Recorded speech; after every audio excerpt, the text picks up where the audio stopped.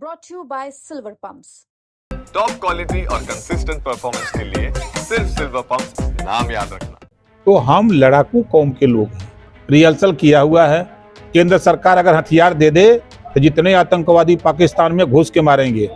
Rehearsal किया हुआ है। केंद्र सरकार अगर हथियार दे दे तो जितने आतंकवादी हैं पाकिस्तान में घुसकर मारेंगे। हम लड़ाकू कौम के लोग हैं, ये कह रहे हैं सुभाषपा अध्यक्ष ओपी राजभर। दरअसल गाजीपुर में सुभाषपा के अध्यक्ष ओपी राजभर ने अजीबोगरीब बयान दे दिया। जब पत्रकारों ने आतंकवाद से निपटने का उनसे सवाल किया तो उन्होंने कहा कि अगर केंद्र सरकार राजभरों को हथियार दे दे तो वे आतंकवादियों को पाकिस्तान में घुसकर मार देंगे।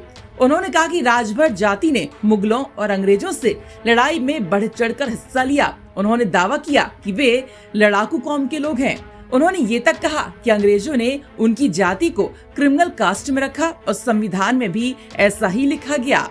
राजभर ने एक अजीब सा उदाहरण देते हुए कहा कि अगर पंडित जी के लड़के को 100 रुपए दिए जाएं तो वो मिठाई खाएगा, जबकि राजभर के लड़के को 100 रुपए दिए जाएं तो वो मेले से नकली कट्टा खरीदेगा।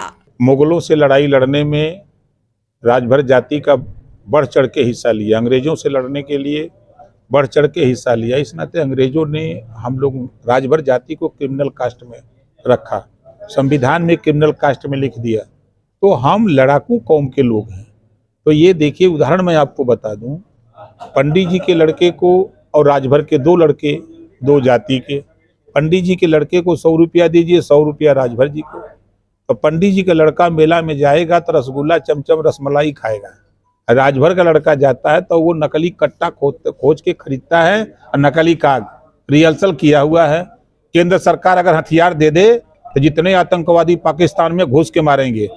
तो आपने सुना ओपी राजभर का ये अजीबोगरीब बयान देने के बाद ओपी राजभर खूब हंसते हैं, जमकर ठहाके लगाते हैं।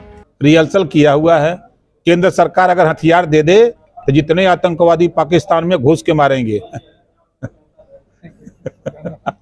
आपको हम बता दें कि पहलगाम में 22 अप्रैल को आतंकी हमले में 28 लोगों की जान चली गई थी, जिसके बाद भारत सरकार पाकिस्तान को सबक सिखाने के लिए सख्त कदम उठा रही है। पूरा देश चाहता है कि आतंकवाद खत्म हो जाए और इसके लिए पूरा विपक्ष भी इस मुद्दे पर सरकार का समर्थन कर रहा है। वहीं ओपी राजभर ने आतंकवादियों के खात्मे के लिए जो तरीका बताया, उसके बाद विपक्ष की क्या कुछ प्रतिक्रियाएं सामने आती हैं, ये देखना होगा।